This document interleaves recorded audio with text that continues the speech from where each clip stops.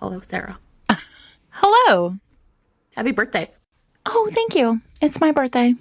It was my child's birthday yesterday, and it is my birthday today. And let me tell you something. When you have a birthday the day after your child's birthday, everybody's like, what are you doing for your birthday? What are you going to do that's fun? And I'm like, I would like to take several naps and clean my kitchen. Sure. Simple things. And pick up all the paper that is in my living room. And, record a podcast. I mean, it's just all happening right at once. You texted me this morning. You were like, I realize recording a podcast on your birthday is like a drag. I was like, it is in no way a drag. You're like, that sounds nice, actually. Let's talk about these romance novels we've read. Exactly. And this is a fun episode. This is an episode I look forward to every year.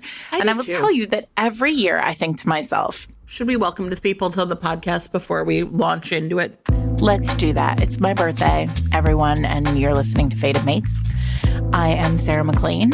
I read romance novels and I write them. And I'm Jennifer Prokop, a romance reader and editor.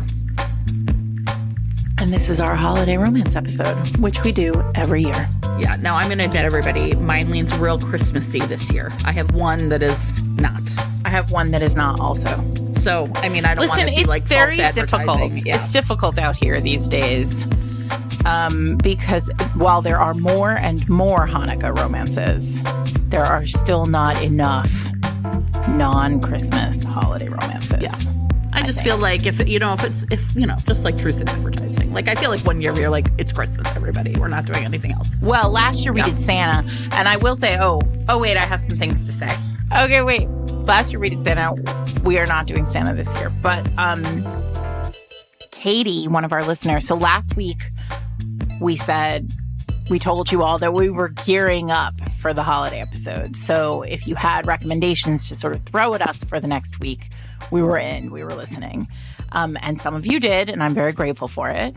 And Katie, one of our listeners on Instagram, did not have a recommendation, but she did send me a TikTok that I am going to forward to you, or not a TikTok, like an Instagram reel that I'm going to forward to you. And we will put in show notes. I don't know how we'll do this, but I have a couple of things that listeners have forwarded to us. And let me tell you something. If you forward me something like this, I might not always reply because I'm chaos on the internet, but I just want you to know I'm always delighted and grateful for it. So Katie sent me something that had like one of those hot Santa images, and it just said over the top, the Irish word for Santa is Daddy December. And I don't know how I feel about that. And then the response was, I know exactly how I feel about that.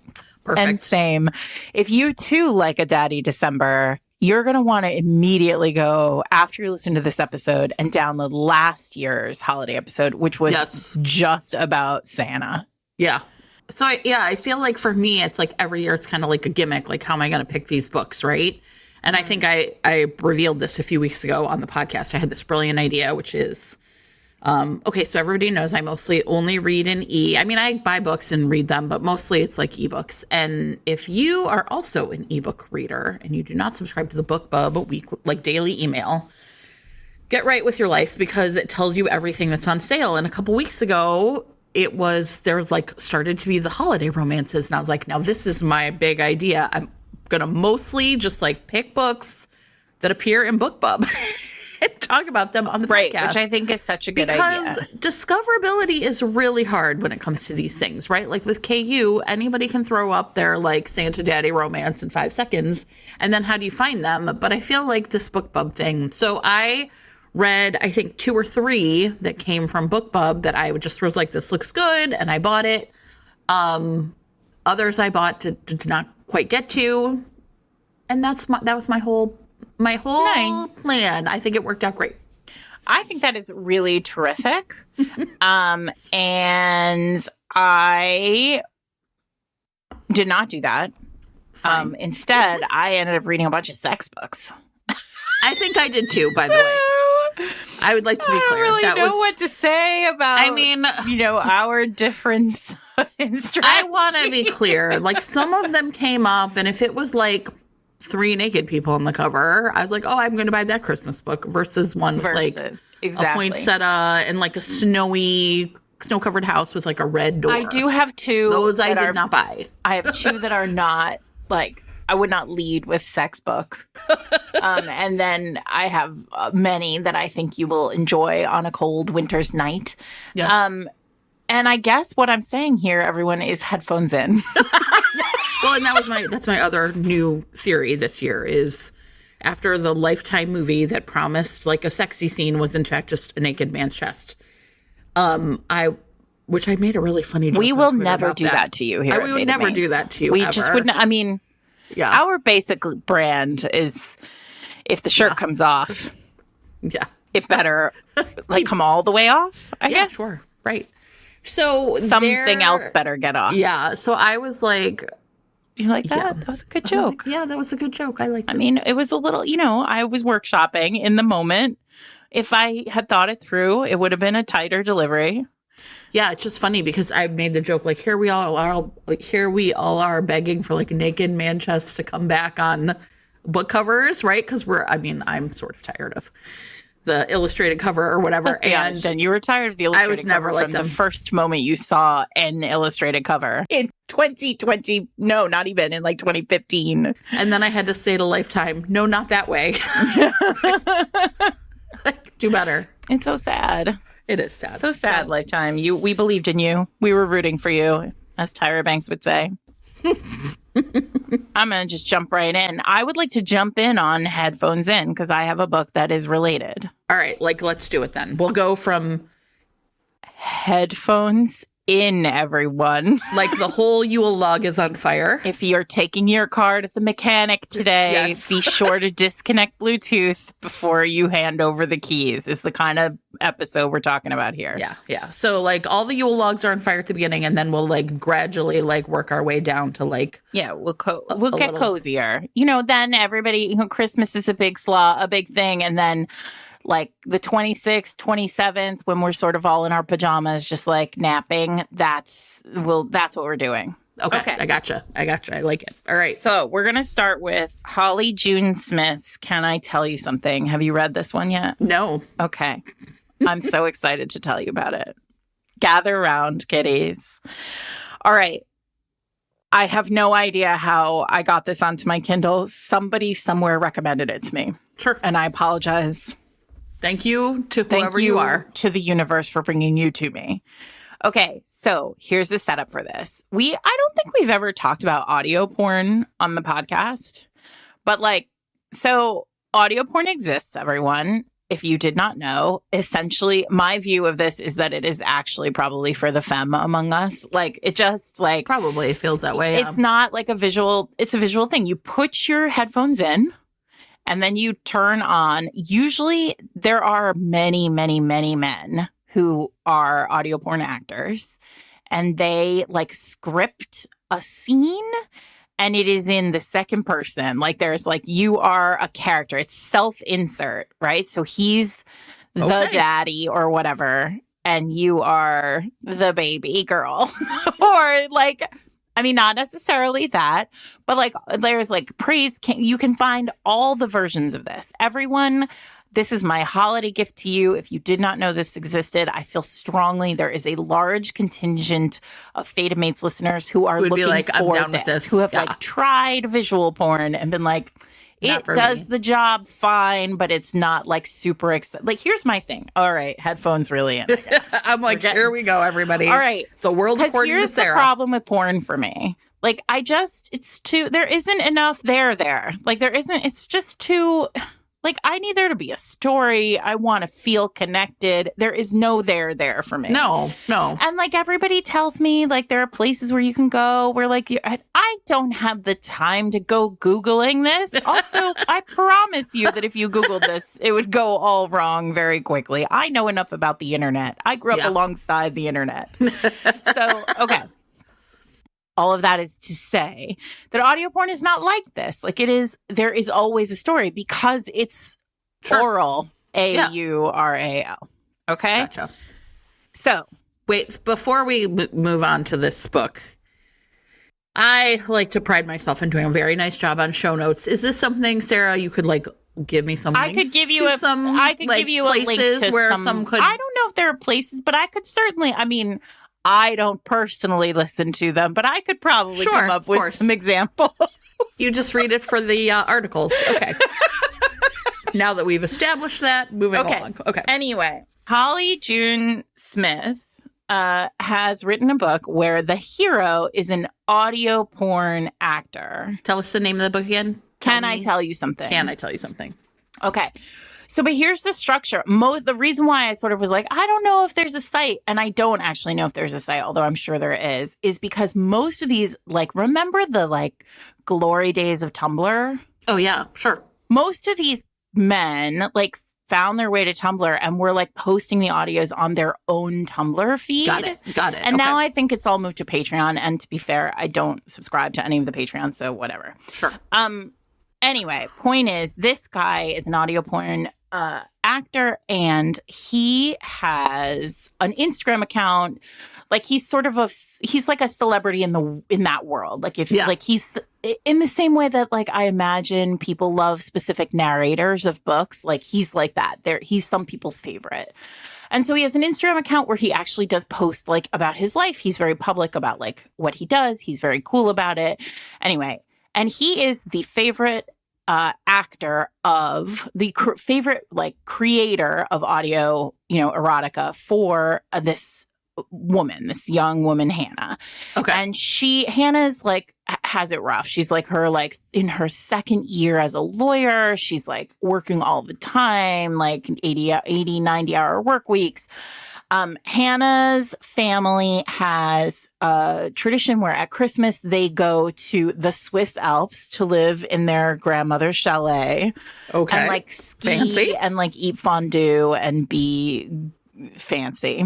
Sure. And so Hannah is headed, it begins on an airplane. Hannah is headed to the Swiss Alps for the week. Like, she can't wait for this 1 week to, like, unwind. And as part of her unwinding, she has, like, loaded up her phone with, like, these audio recordings from her favorite actor. Yeah. She gets there, and her brother, who lives in Los Angeles, who has been so busy over the last couple of years and hasn't come to Christmas in the Alps, surprises the family, like, for Christmas. And he has brought along his roommate, who just happens to be this guy, because romance is perfect. So this guy, but here's the thing. He walks into the house and she instantly recognizes him, and she freaks out because she's like, I cannot. Yeah, like I cannot process. It's like, imagine your favorite actor, like, walking in the door and whatever, you're like, right. Oh my God, like, she just McCreeve brains. Sure. So she goes full static, and then she, like, shuts down. She, like, doesn't talk that night at dinner. She's like, what is happening? What's going on? And he, of course, is like, because it's romance, instantly attracted to her. So so we're in her POV. She goes to bed that night and she's like, holy shit, what is happening? This is terrible. Like, empirically, this is the worst thing that could happen. Mm-hmm. And then she realizes that when she is drunk, sometimes she listens to his audio recordings and DMs him on Instagram. But he has a rule that he never looks at DMs on Instagram. Cut to this man in his bed in the chalet going, like, she's super hot. Like, I'm going to look her up online because that's what we do. He finds her on Instagram and he goes to follow her, and it says, follow back. And he's like, and the writing is so fun, Jen, because you're like, oh, shit. Yeah. And so he's like, oh, she listens to me. And then he sees, like, she's written all these DMs to him. So, Jen, he then makes her this, like, audio porn that he, like, puts up basically to say, like, to send her a message that he knows she knows who he is and knows he's in the house.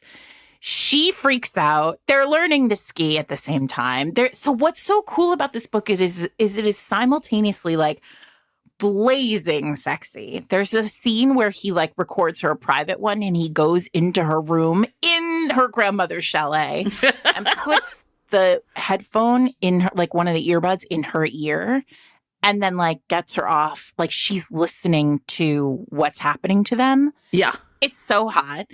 And then at the same time, they're, like, on a ski lift or, like, eating crepes. I thought you were saying eating something else. I was like, no. It's so much fun. It's so sexy. Like, they're so into each other. The whole family. Then there's like a little bit of like brother's best friend, like drama, but it's not weird. Yeah. And like, it's just sexy and very fun. And I am like, I loved it. Super duper into it. Anyway. And now you've learned more about me than you ever wanted to know. But this is what the holidays are for. Kate Claiborne right now is like, oh no. Oh no. She's already shut us off, probably. Anyway, that was Holly June Smith's Can I Tell You Something? You can get it on KU. This week's episode of Fated Mates is sponsored by Sarah Olin, author of Winter Wonderland Love. Poppy O'Brien has a tough job. She has made it in Paris fashion, which is incredible. But this is not a very low stress career. And she has a boss who I think none of us would possibly want. So she needs a break and she needs to go home. And the holidays are a perfect time for that. So Poppy's headed home to Brockman Farms, her family farm. Unfortunately, her family is hosting a winter wedding. And they have forgotten that they need to leave space for Poppy to stay at the farm. Except, is there a cabin with a handsome young bachelor? How did you guess? So there is a guest cottage on the farm, and so she heads off to sleep and dream away in the bed in the guest cottage. But would you believe, Jennifer, that in the middle of the night, Rafe Holmes returns home to where he is living in the guest cottage on Brockman land, to discover Poppy fast asleep in his bed. And then before she can leave, there's a blizzard and then a power outage. Of course. She has to stay there. They must cuddle. We all know. And they have no choice but to just make out a lot and talk a lot and fall in love. And fall for each other. Listen, if only we just had a week to make out and talk and fall in love, all of us. Amazing. And so Poppy's into it. And the question is like, will Rafe be able to find the words to feel his feelings? I think he'll be okay, though. If you are interested in this steamy contemporary holiday romance that features a small town, homecoming, snowed in, and food as a love language, which I know Sarah loves, you should make sure you check out Winter Wonderland Love. It is available in print and in everywhere books are sold. Thank you to Sarah Olin for sponsoring this week's episode. Okay, so I'm going to start with something I actually did buy from BookBub because I said that's how I started. Although there is another way I got some good recommendations too, which I'll talk about next time. So I read a book called Santa's Broken Toy by Una Grace. Nice. Listen, I have no shame, everybody. I was like, oh, what's this all about? And actually, for those of you who like older main characters, she is 40 and he is 55. And in this book, her name is, what is her name? Mary. Now, it starts off like, I guess, content warning. She is a widow. She's a young widow. She was widowed at 38. Her husband died 2 years ago. And she kind of like talks about, it's actually, there's this like really beautiful line where she talks about how like the side, like the hole it left in her heart, right, of his Will's loss, that was his name, is the same, but like her world around her is getting bigger, like right as time goes on. I just thought it was like really beautiful. So the first year she was just kind of like, and it starts like her kind of saying like, it's 2 years ago this happened and I, it's first person. And I just like kind of was a mess for a year. And then the second year I was getting better, but she's like, the holidays are the worst because everybody expects me to act a certain way. It's like, be over it, but still be grieving. And she's just like, so she just decides to like take herself off to this cabin that like was in like his family or whatever, but she inherited. It was kind of great. Like it really does a lot of like work at the beginning to sort of show that like, like he left her in great financial shape. She's like heartbroken. She's like, I'd rather have my husband back. But like, because he was so careful, he was an accountant or something, like, right. Like he paid off the house and his life insurance is enough for her that she's been able to really think about what she wants to do for work. So it's like really this kind of, she's like coming out of this and kind of thinking like, what do I want to do with my life? Anyway, So she's in this little town and in this cabin, and she sees this like handsome. Actually, it's really, Sarah, it's really funny. She goes into a store called Milk and Cookies, but it turns out it's a dispensary. Because everything in the town has to like look a certain way, and so she's like, fuck it, I am just gonna get baked, like literally, right? So she buys a bunch of these pot cookies and she takes herself to the cabin where there's a hot tub, and she's like, I'm just gonna fucking get completely stoned and sit in this hot tub. And then like knock knock comes the door, and this handsome biker that she'd seen earlier in the day in town is like at her door. Basically, he had been driving by, something happened with his motorcycle, and he needs like a place to stay. Nice. To no one's surprise, everybody, he actually secretly owns the dispensary and is like a total like good guy or whatever. All right, so his name is Samson, but she's like sort of baked. So he's like, my name's Samson. And she's like, did you say Santa? Like, I don't know, Sarah, the whole thing is just really funny.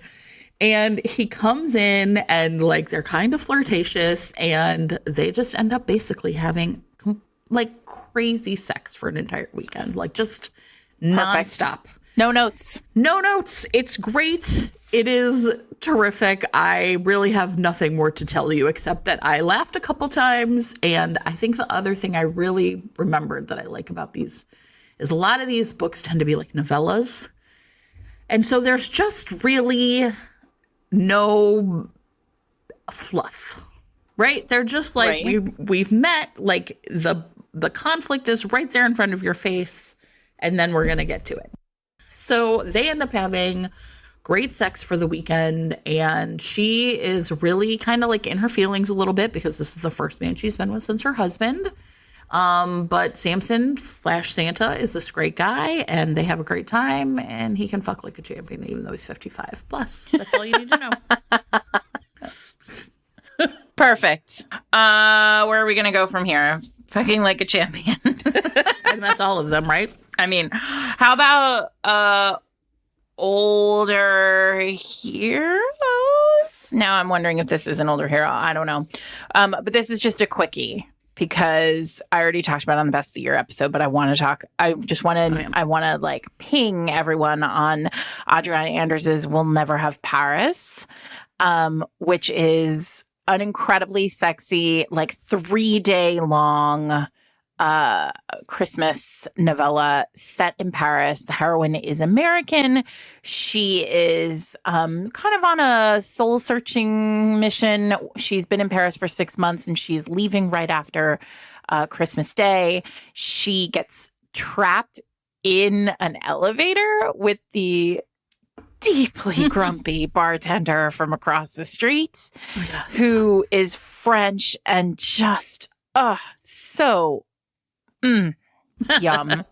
Anyway, they get trapped in an elevator, and it's one of those old Parisian like metal elevators in the middle of the building, and they call out to the neighbors, and no one comes to help them. No. So what are they to do, Jennifer?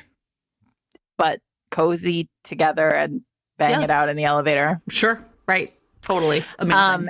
And then they just like, it's just like so cute and also super, I mean, in classic Adriana Anders fashion, it's very sexy and also like real emotional. Like she does not pull punches in terms of like backstory. And there's like, there's a lot of like deep, sad trauma in both of these characters. And he, of course, is a man who refuses to feel a feeling, except when he decides he's going to feel a feeling, he like feels it at like a 17. And he like, there's this great grand gesture related to Christmas. It's just going to deliver. If you're looking for a Christmas book that is sexy and also gives you all the feelings of the like Christmassy grand gesture that romance has kind of codified for their all of our time together. This one's it. So that is it's great. Yeah. We'll Never Have Paris by Adriana Anders. Perfect. I also like that it's in Paris because I feel like it's like the travel for Christmas is something that we all sort of do. We've talked about this before, but I feel like one of the big struggles that I have like with Christmas in the world is the mythology that we are fed as by media for so long is about like, well, you'll travel and you'll spend Christmas in the Alps, or you'll spend Christmas like at somebody's like snow-covered cabin, or you'll like spend Christmas with friends, or you're, you know, and that's not how Christmas is. Like if you do travel, you're like going to your parents' house or your in-laws' house, or like it's just for many of us, for some of you are getting that great Alps experience and like thumbs up. Would you like to invite me next year? But, you know, so I think very nice. I think the Christmas romance or the holiday romance in general, one of the things that it really delivers on is fantasy. Like it is right that we are the genre that sort of nails this every time, because that holiday travel fantasy, the holiday fantasy in general, it always snows. It always like, there's just, you know, it always feels magical in romance in a way that it does not always feel magical in real life.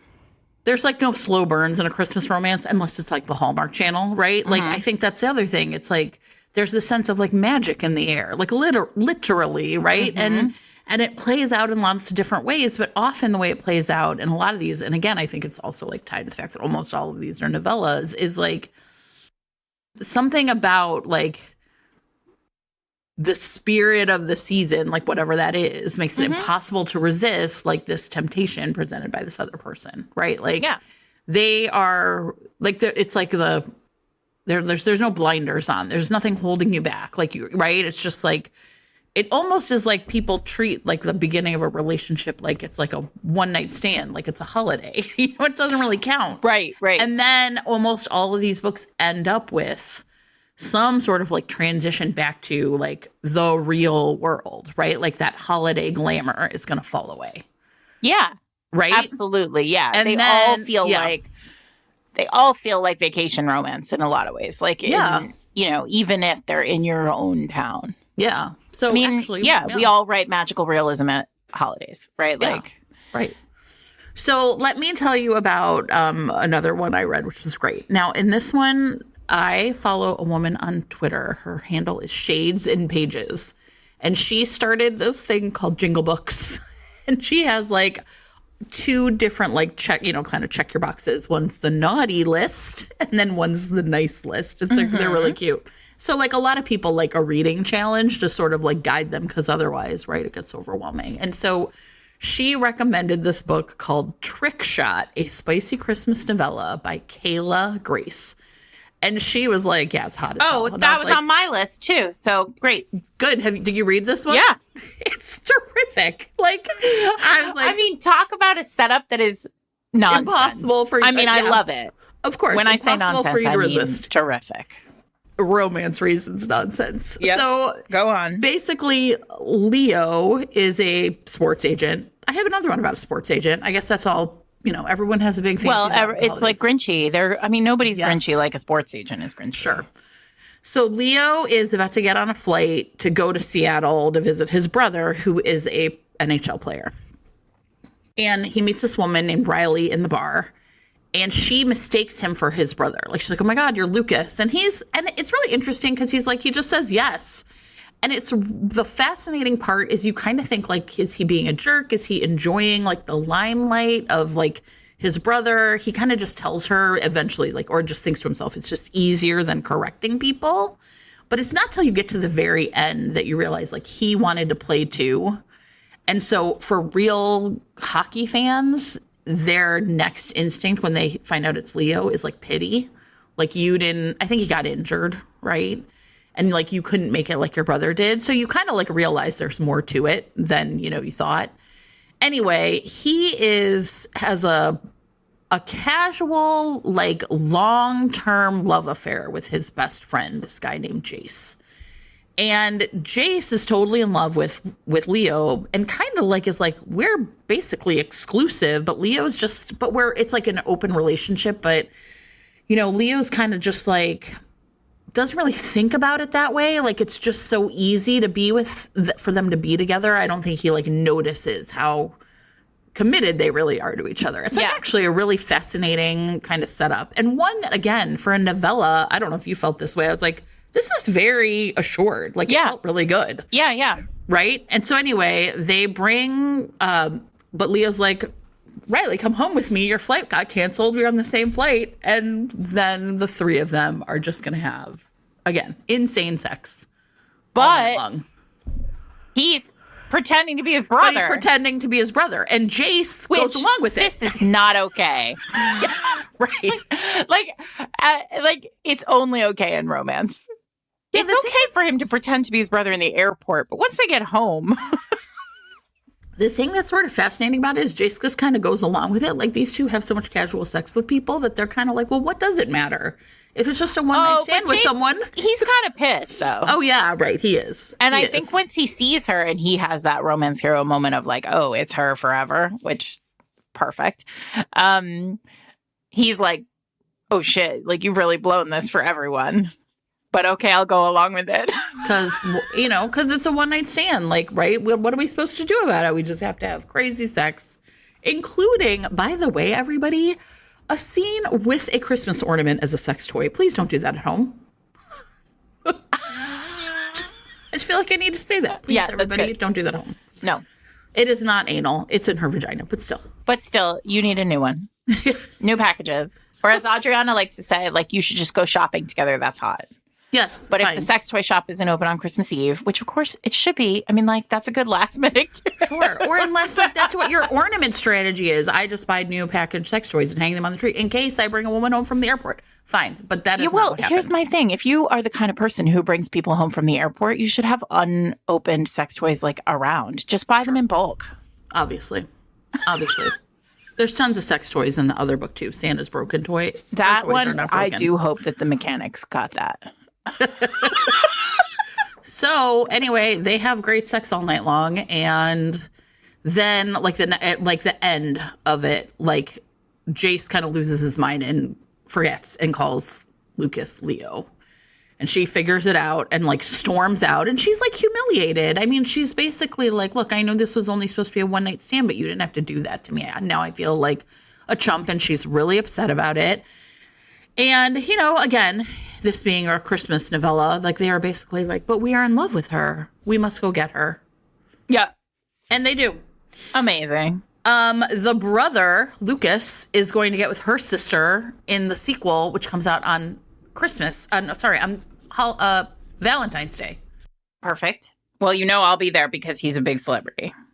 And I frickin' love a celebrity romance. Sure. So I, for one, am very excited about this. It felt like a total find. Like, I was like, how was this book so great? I really agreed. I really enjoyed it. Like, Sarah, it was so good. I went to this author's website at the end. How they're like, get a bonus scene. I was like, okay. Yeah. Yeah. I would like a bonus scene with these people. They seem very nice. Exactly. Also, those bonus scenes are always very hot. This week's episode of Fated Mates is sponsored by Meredith Shore, author of Someone Just Like You. Oh, Sarah, everyone loves a little bit of enemies to lovers. And in this case, we've got childhood rivals and New Yorkers, Molly Bloom and Jude Stark. And their families have been close forever. They totally should have been best friends, but instead, they've just kind of like been each other's nemesis the whole time, right? She thinks he's just like a charming slacker. He thinks she's allergic to fun. And they've had this like kind of relationships with like pranks, right? Where that was kind of how they were interacting with each other. But in high school, one prank went so far that they basically just stopped talking to each other completely. Oh, no. Only now it is their parents. They're supposed to be planning a massive party for like their two sets of parents. And instead of this being like a situation where they're like, we're going to lay down our weapons, instead they're like, okay, time to go back to war. So they're sniping and hijinks. But along the way, they actually develop a friendship, which allows them to realize that there is quite a bit of sexual tension in the room. Apparently, Molly has been dating Jude lookalikes, and he has been dating Molly doppelgangers. Oh my God. And all of a sudden, they thought they'd mastered the art of hating each other, but falling in love is a whole new battlefield. This is perfect for enemies to lovers, long-standing romance fans. And you can find Someone Just Like You in print, ebook, or audiobook right now wherever books are sold. Thanks to Meredith Shore for sponsoring this week's episode. I'm going to go to magical magic. Okay. All right. I love it. So I'm going to go to Adriana Herrera, a different Adriana, friend of the pod. Adriana Herrera has written a new Toy Runners book this year called Run, Darling. Nice. And here's the setup. As you all know, this is the way that I describe this is now canon for Santa's structure in our house, because I think it's so clever and fun. But so the idea is the Toy Runners are it's like basically a family business. Like it's like Santa is passed down from generation to generation, but it's multiple, like everybody's a toy runner, like all together. And it's like a family. It's like mafia a little bit. Sure. Like the mafia, if what they did was bring toys to children.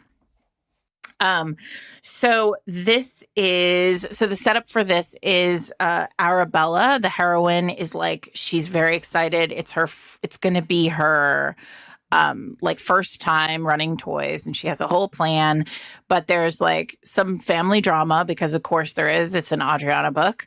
And her brothers are all like, no, it can't be you. You can't run toys. And so they hire her. They for reasons, they hire their best friend from like forever as her bodyguard. Sure. And that's obviously how it's going to work. She has had a crush on him since forever, but he's been out of her life for 7 years because, of course, like he has been. And when he comes back, boy, is she all grown up. And he's like, I have ideas about what kind of toys we can use. This is for those of you who know how much Adriana loves the Omegaverse. There is some light nodding in this book for you. Anyway, but if you love a best friend's younger sister, a bodyguard romance, a forced proximity romance, they're stuck together. There's only one bed. I mean, Adriana really just packed this one full with like romance tropes that you're all gonna love. That's Run, Darling. You should just do yourself a favor and get the whole set because they're all great. Yeah. The Toy King. Oh, yeah. Run, Darling. What was the other one? What's the other one? Her Night with Santa? Her Night with Santa, which is the first one. And that is the one that set the canon here because Santa is a woman.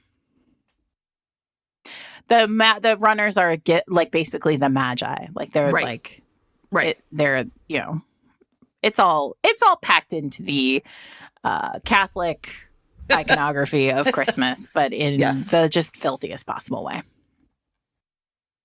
Okay, so I have another one that's real filthy. It is called Santa Daddy by Hannah Murray. If you have not read Hannah Murray, she is, I think, really writes some of the best real dirty stuff out there. Hannah, I love you. This is I don't think this is part of a series. There's a part of a series called like Filth that had like a Thanksgiving like gangbang.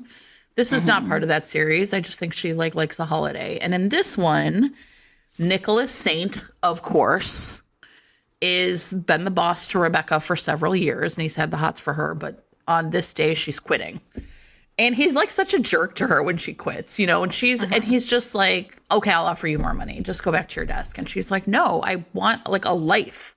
And he's like, okay, how about this much more money? And she's like, you were just a jackass. So she just like storms out, and he's kind of like, duh, what did I do? Like as a dumb man would often be, and he's just like really, I do respect. One of the things I think I sort of have sometimes a hard time with is like, he really did like keep it professional though, right? He was like, I had the hots for her, but she was my assistant, and so like nothing could ever happen. Well, later that night, they're at the club, the like BDSM club, and you know I really love the BDSM books, but I was like, well, Santa Daddy kind of lured me in. Daddy December. To December, and she is there, kind of hoping to find someone who could like daddy her, literally. And he is there. How did I, listen, I was kind of power skimming. How did they never meet at the same club before or know that they were part of the same club? I have no idea. But nevertheless, they have not. So he sees her from across the room, and his friend or his brother, I can't remember who, is like, isn't that your assistant? And he's like, what? She's mine. And then he's like, well, I can't. She's my assistant. He's like, not anymore, right? She quit today. Go get her. And so the way it works like that night at the club is like the submissives, I guess, can like write out like kind of the fantasy they want to have happen. And then like people can essentially be like, yes, I will do this with you. So he grabs her card and it's all about being like daddied. And, there is a huge amount of fucking that goes on. Merry Christmas, everyone. That's it. That's all I have to say about it. It was great. I love it. Yeah. I love it. Merry Christmas, everyone. All Merry right. Christmas. Tracy Livesey has finally listened to us. Listen, you all should just pay closer attention to what we need from you, writers. Today, I actually had a thought about something. What was I thinking? And I was like, I wish I was still on Twitter because I have an idea for... I have an idea for a book, everyone, but I need somebody to write it for me. Here, this is going to be an authentic pause because this is not about New Year's Eve. Okay, listen.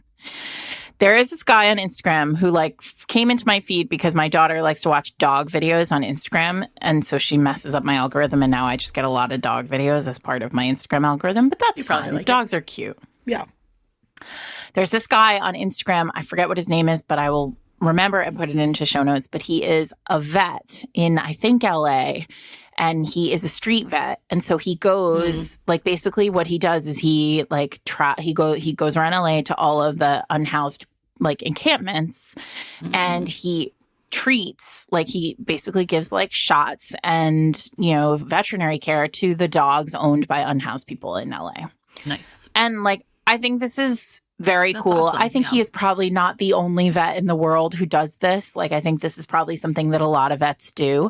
And it's pro bono and it's amazing. And I love every video that he does because he shows you how good these dogs are. And then he checks them for fleas and gives them, their annual shots, and then leaves the people with food for the animals and goes off and, lives to fight another day. Anyway, point is, I know that there are a lot of romance people out there who really like dogs and books. And I know Jen is not one of them. But if you are thinking about writing a romance novel and you're looking for that is a good way to write a dog book where the animals are part of the story. And also, I think it's a very sexy job. I think street vet is a job that I would like to read that guy having a great life. So that is my request. If you're out there and you're I want to write a book about somebody related to dogs, I know about vets, please write a street vet job, a street vet romance. I will read it and talk about it on the internet and on this podcast. Anyway, see, there you go. Now, but Tracy, more importantly, I'll be honest, I kind of got a little lost when you talked about how something. I was I think you said something about it smelling good or whatever, and I was that's not smelling good. The dogs? No, I didn't say it was smelling good. I know. I just really lost. At some point, I just really had my own mental thing happening. You just went away from dogs. It's because I was talking about dogs and romance, and you were no. I drifted far away. I don't always do this for you, Jen. Sometimes I do it for listeners. I know. I appreciate that. Everyone, I hope you have a nice time. I think vets smell funny. It's fine. Okay, go ahead. I mean, maybe they do, but whatever. They're nice. They're nice to animals. I mean, the office. I don't think the people. I think the people probably smell great, but the vet's office. I assume funny. They do. Okay. All right. Too much. Whatever. That's not important. What's important is Tracy Livesey listens to us sometimes.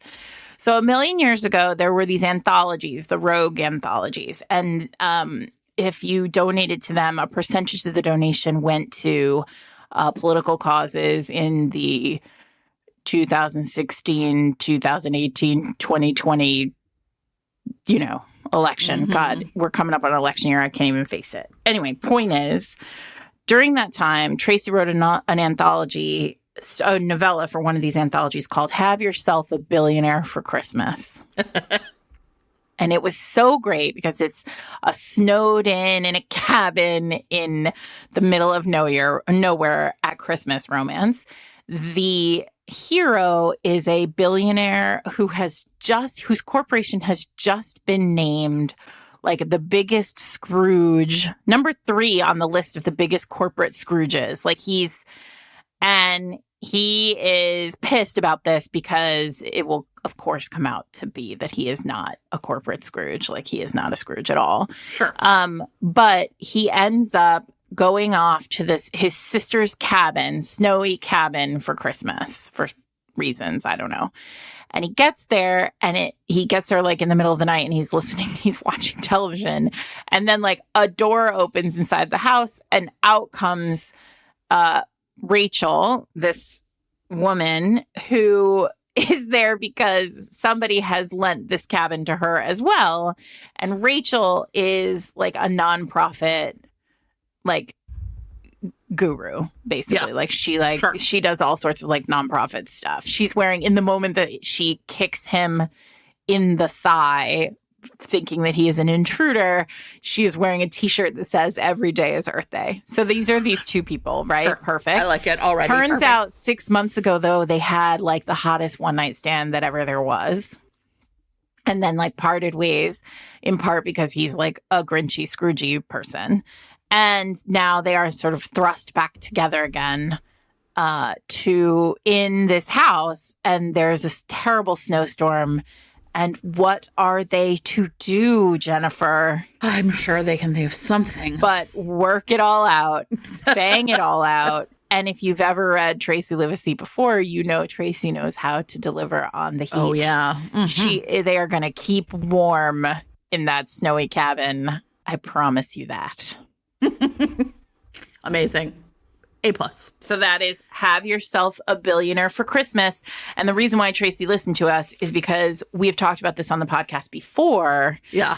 But it wasn't available because the anthologies are all down. Right. And finally, Tracy has done the job and put it up online. So it is new for you right now this holiday season. Yes. Okay. I still have several more. I'm not sure how many I was supposed to bring to the table. I have 2 more, but I'm done with the super sexy ones. Okay. I have another one I found recommended by Shades and Pages is called A Small Town Christmas, Serenity and Savior. Those are the 2 main characters. Mm-hmm. And I gotta say, I really, really liked, like, this book goes hard at the beginning. Serenity is a sports agent. Remember I said another one. And it opens with her, and essentially because she's a woman, and I think her dad like owns the sports agency she works for, she has been like trying her whole, like essentially like always like you're essentially a woman and can't do the job as well. And it opens up with her actually doing something pretty terrible, which is she has essentially been assigned by her father. And because this is a novella, again, the scene is really short. Her father has sent her out to sign some big young hotshot. And if she does that, if she signs him, then she will be able to like get her promotion. Well, she signs him, but they're drinking and he ends up getting in a car accident and drunk driving and dying that night. And the next day she's kind of like, well, you said I could, as long as I signed him, and I signed him. And her father was like, no way. Like, your job as an agent is to take care of your players, and you didn't, and he died, and that's on you. And she really is like kind of pissed. And it's really interesting because I feel like it's so uncommon to see an author really show kind of like in your face heroine who really is like kind of done something terrible. Like, she really doesn't have any regrets. Mm-hmm. But then it picks up, it's like 5 years later. And she is essentially, I think learned to play the game a little bit better, right? Mm-hmm. But has really still feels like I get stuck doing all the things no man can do and then being told I'm still not good enough. And so the job now ahead of her is, but it's really interesting because this kind of relationship we had with her father is really cool. Like, he's like, why don't you want to have kids? Like, I'm getting old. I want babies. And she's kind of like, fuck off, Dad. Like, you can't have it both ways, right? So anyway, he sends her off to Utah for this guy, Savior, who is like he's 31, but in the NBA, that means you're practically washed out. And he has suffered some sort of injury, so no one wants to sign him. But he is convinced that he is still signable and wants like a big deal. And he plays for the Utah Jazz. And so he lives in Park City, which I've never been to, but my understanding is very fancy. And so Serenity essentially gets tasked with going to Park City to sign him or to try and like figure out what he wants, right? And because, essentially, right? Like, does that make sense? Yeah.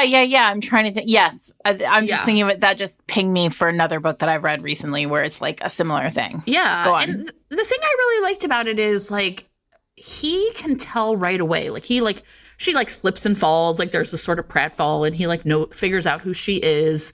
But he like observes that they like her eyes. It's like really interesting. Like that.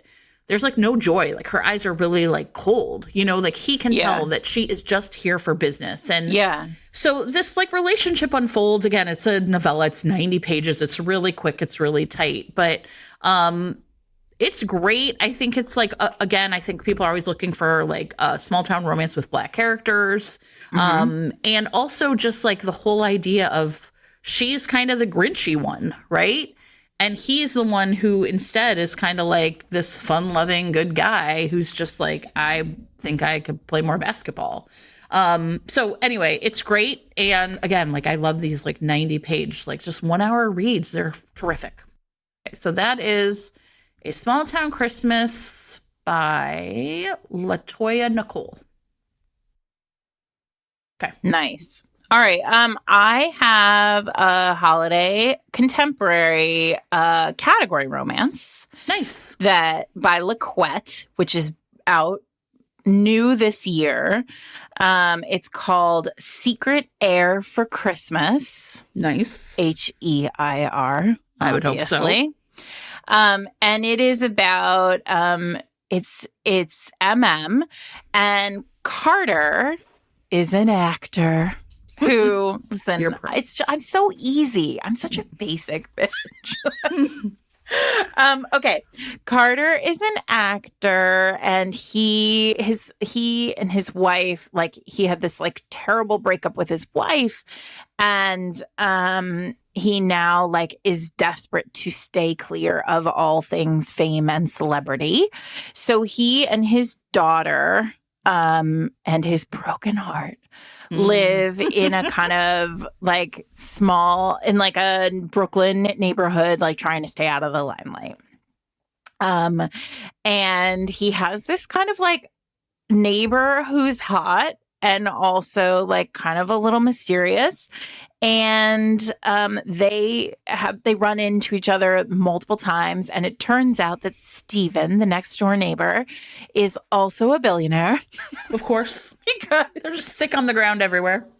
Or rather, he comes from like a very, very famous billionaire family. This is the Devereaux family. And I'm pretty sure LaQuette has written about them before. Mm-hmm. So like these are like New York billionaires, but he also lives on this like understated street, next door to Carter.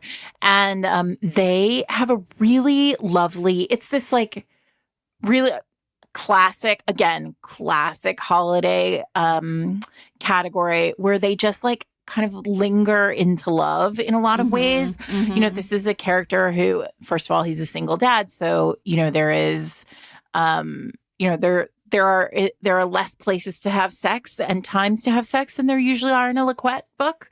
Yeah. And so they really have this lovely kind of slow romance that becomes it really involves a lot of trust building. Like they both have reasons to not trust each other, reasons to not trust another person with their future and their happiness and their heart. And it's just really lovely. And then, of course, and I do want to say it is not the level of sexy as all the other books that I've talked about so far. But I really love the way LaQuette writes sex because the conversations the characters have around the actual act of sex are really, I think, intentional and also really modern. And I think she's a good example of how like newer romance or more modern romance is really thinking about what sex means, like what the act of sex is, how sex exists on page, and how people interact with the idea of it. Anyway, I really enjoyed it. It's called Secret Heir for Christmas, and that's by LaQuette.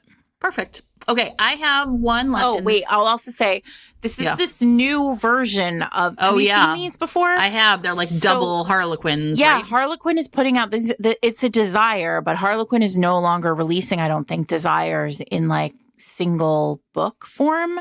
Now they are these kind of double. They're the size of a single title, but they have 2 Desires in them. Right. And the other book in here is Tempted by the Bollywood Star by Sophia Singh Sasson or Sassoon. Sasson. I don't know. I apologize. I don't know how to pronounce it, but it's Sophia Singh Sasson. And that is a Bollywood celebrity romance. So like nice. the pairing is celebrity perfect falling in love, which I think is really cool and interesting. So, and that's the second book in this. Nice. I mean, I really love this idea. I mean, you pay $8 and you get 2 books, just like online. Amazing. Yeah.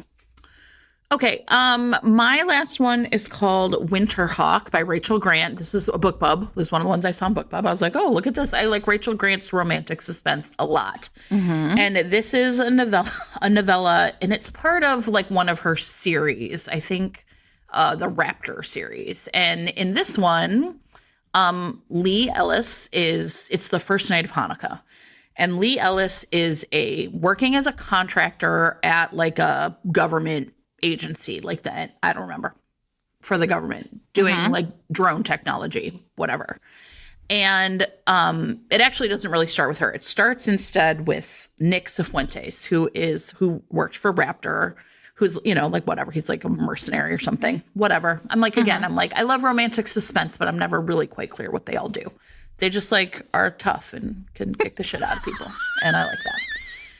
Anyway, so Nick's brother calls him, and Nick's brother is like, hey, you could earn basically like $1,000 because my company, does like, essentially it's like high profile Uber extractions, right? Like, and so in this case, the government is about to fire someone and that person's going to walk out with nothing. And so like my company will pick this person up and take them wherever they go. It's like a 2-hour job. You'll make $1,000. My company will make the money. And, you can just like essentially think of it as like a Christmas bonus. And Nick is like, I'm bored and it's my brother and he needs this help. So why not? Yep. So he like, drives down there and picks up Lee Ellis. And she is, when her chapter sort of starts, she's kind of excited. It's the first night of Hanukkah. She's going to finish some work. And then she has a ticket to do essentially like a candlelight tour of Mount Vernon. Right. Mm-hmm. And this is like the way she's going to sort of celebrate Hanukkah. Her mom, this is her first Hanukkah without her mom. And so she's just kind of sad. And so she thinks like, this is a way that and she's just recently moved to DC, like to be with other people, and it'll be candlelight. So it'll kind of be in the spirit of Hanukkah. And so, but she like sees these guys coming towards the door and she's like, knows what's down. Like, she's like, oh shit, they're about to fire me. Like, I don't know why. And she gets a call from her, like the people she contracts with. And they were like, they're about to escort you out. Like, you're fired from us too. And she has no idea why. But of course, she takes a minute to like secretly hide what she's working on and prints out a back door to get to it somehow. And prints like that QR code on her Mount Vernon ticket because she knows that they are going to she's going to walk out of there with nothing.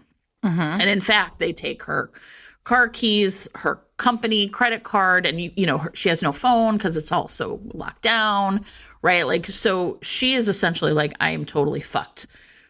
She walks out and there is Nick. And she actually thinks that maybe she's in trouble, like that he's saying he's there to help her, right? But like, could it really be that they're like kidnapping her? But she's like, what choice do I have? So she gets in the car with him. And then he notices someone's following them and he calls his friends in, and then they, and it's all romantic suspense, and there's suspense. And I love it. And danger and banging. Christmas. And Hanukkah. At Hanukkah. Yeah, there's danger banging in Hanukkah, and it is great. What more could you want? I could not think of anything. It's very dramatic. I liked it a lot. And I also liked, because again, it's like a novella. I think this is probably 200 pages. Mm-hmm. Like, it just like moves really fast. Mm-hmm. And, because she has no choice but to really trust Nick. otherwise she's literally has nothing. She can't even get into the house because she was living in like a company housing. Right. So, the fact that they're being followed, and then don't worry, one of his friends has a cabin. I'm doing like a little sexy dance, everybody. So anyway, it's great. Rachel Grant writes great romance. If there's a cabin, then there's a cabin. It has a working hot tub. That's really all you need to know. Yep. All right. I have a final one too. Okay. So this one is Closed Door, everyone. It is 3 Holidays and a Wedding by Uzma Jalaluddin and Marissa Stapley. And it is really fucking charming.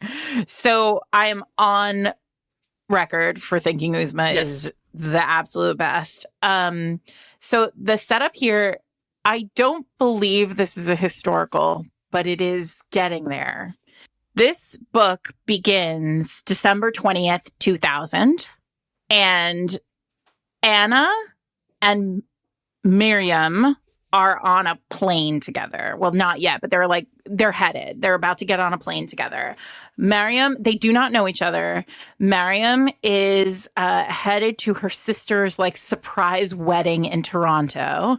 And Anna is headed to meet her boyfriend's like very wealthy family for the first time. And she expects that she will be proposed to on Christmas Day, but she's like not sure that she wants this. They have this like very interesting, these two have this like interesting meet cute where they're not really super into each other. Like they're kind of annoyed with each other. Like there's a lot of travel drama happening. And then they get on the plane together and they are seated with each other.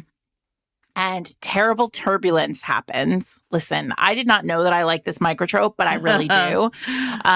You do love this. This is how I found Odette Stone, too. So there's terrible turbulence, and these two women start to talk to each other, like to distract each other from the terrible, like bumping. How scary they're it is. flying through a blizzard, basically, because they're about to have a snow situation.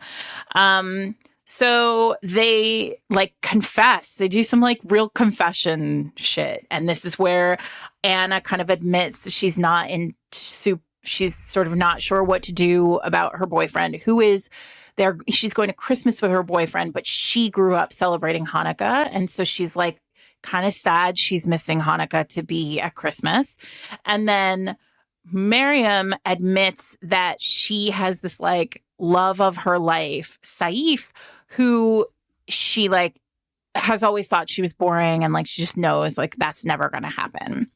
So they do all this like kind of confession. They land and guess who's sitting 2 rows behind them? Saif. Of course. And then they get it's like this emergency landing and they end up having to like stay along with the entire bridal party in a place called Snow Falls where Anna's favorite actor or like, no, not favorite. Let me say that again. Where there is a film being filmed. There's like a holiday romance film being filmed.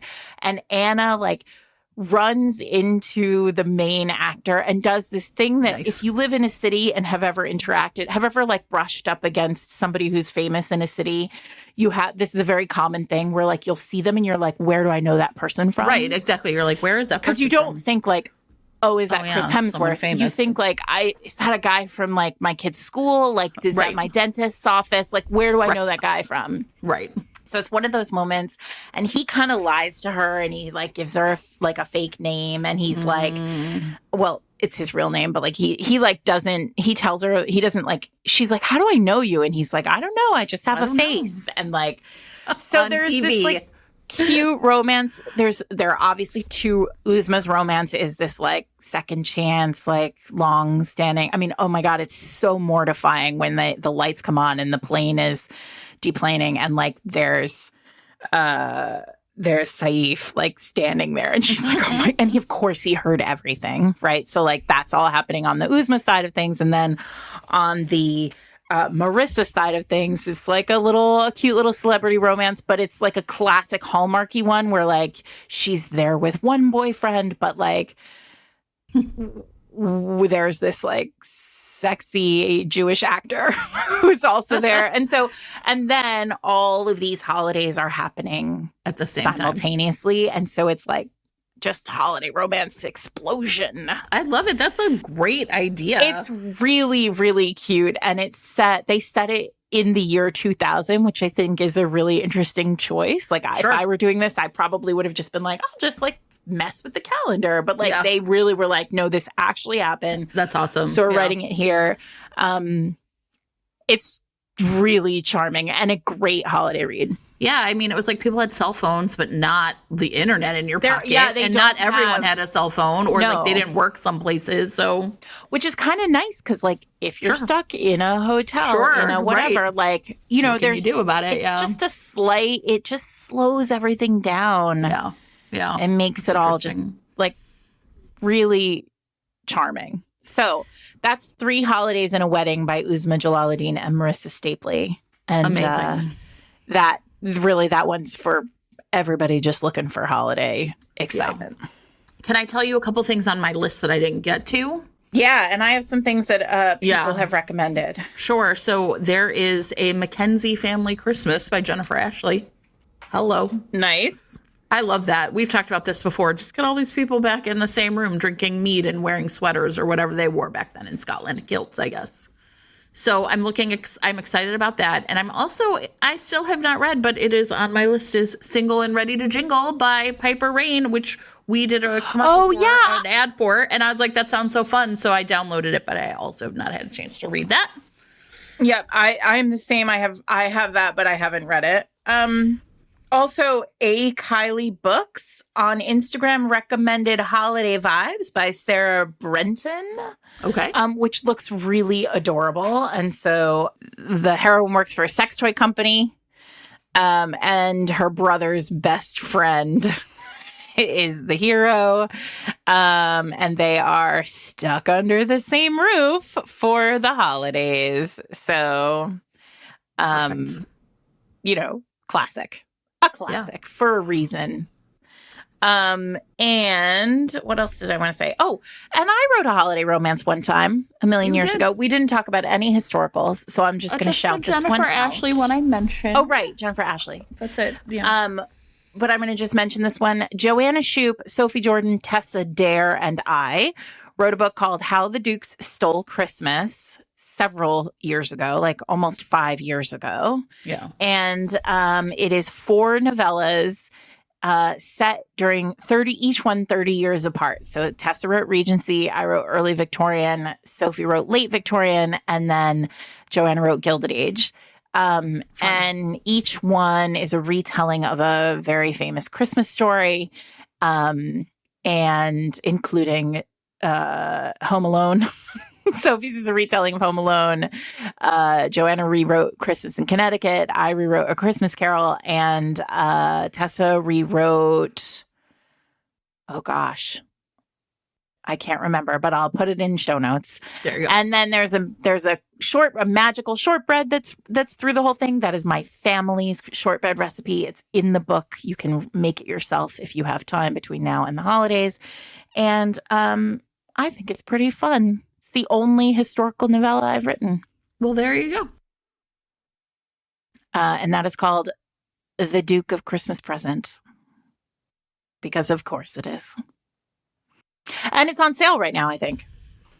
I hope so. Now would be the time. Yeah.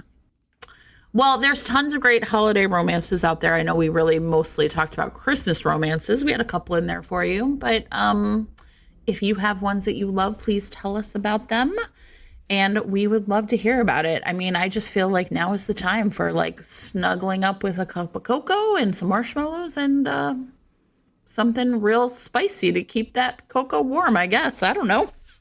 Somebody else on Instagram, what was her name? She said, Chelsea on Instagram sent me another video that was hilarious. And the title was KU Holiday Reading or KU During the Holidays. And it's 2 songs. It's Santa Claus is Coming. And then there's a pause. And then it's all over your face. All over everything, really. So we'll put that in show notes too. so that you Probably can enjoy. tastes like peppermint though, so it's fine, everyone. I know. I mean, it always does taste like peppermint. So Sure. anyway, we hope you have a lovely holiday season, no matter what you celebrate. And we hope that, you get exactly what you want from whomever you want it from. Sure. Also, there is still time to purchase the Fated Mates Best of 2023 romance book box from Pocket Books in Lancaster, Pennsylvania. You can support all the authors, of course, who wrote all the great books that we selected and put on the list, but also a queer, independent, woman-owned, anti-racist, feminist bookstore that really loves romance novels. I got my box one day after I ordered it. I don't even know how that's possible. Some real Christmas magic. I got mine a week later, but Chicago mail is famous for being terrible. My dad every day is like, "Did you ever get that check I sent you?" "No, not yet, Dad. We'll see." Good luck to all of us. So you can still get that. There are more books. They still have, I think, a handful of boxes left. So now's the time. Oh, I know. Everybody, just as a quick reminder, we will not have an episode next week on Wednesday, the 27th. Instead, we will have a New Year's Eve episode, as is our practice, with a special guest. It's gonna also headphones in for that. Like, maybe put your headphones just put in them for in right now to prepare before then.